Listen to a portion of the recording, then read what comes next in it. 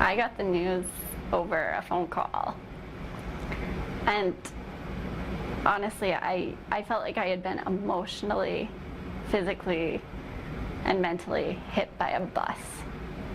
Like,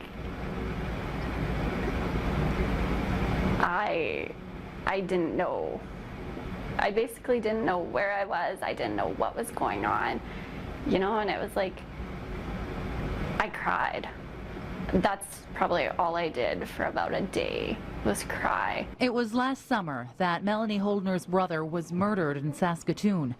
The accused are yet to go to trial in a court system overburdened and slow, and often accused of re-victimizing families that have already lost so much. Every time you start to think that maybe you're starting to deal with it, you know, it's like the court system does something else to, you know, throw it back into your life and, you know, make sure that you don't forget that you've had a family member who's been murdered. Last week, the federal government released details of a document that promised to put victims at the heart of the justice system. Consultations had a Winnipeg connection. You're honored that you're invited to Ottawa to help with the Federal Victim Bill of Rights, but at the same time, the reason you're there is because my son was murdered 11 years ago. Since the year 2000, we've had a unique support group known as Manitoba's Organization for Victim Services. They help and connect co-victims of homicide while also helping their families navigate the court system. Now, the group was created when Manitoba enacted a Victims Bill of Rights of its own. In 2000, they promised a victim's room. But that victim's room wasn't built until after all 4 of our trials were over. I think it was 2006 before it was built.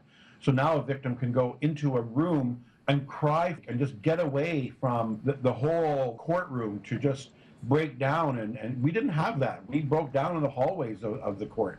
So the whole outlook of the system toward victims has gone for the better. But there is still a long way to go. Wiebe points out that in Manitoba, the funding for counseling doesn't go far enough. While Holdner learned in Saskatchewan, she didn't even qualify.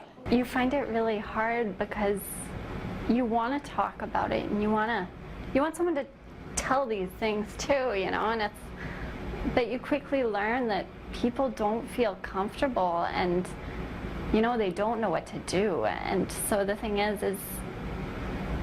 it's not worth trying to force them to understand, because they're not going to understand. Katie App worked for a long time in the medical examiner's office, but started her own grief consulting company after realizing there was a serious lack of support for grieving families. It's hurtful for families. They can be devastated by these things that people say. Get over it. Or you have other children, or you can have other children.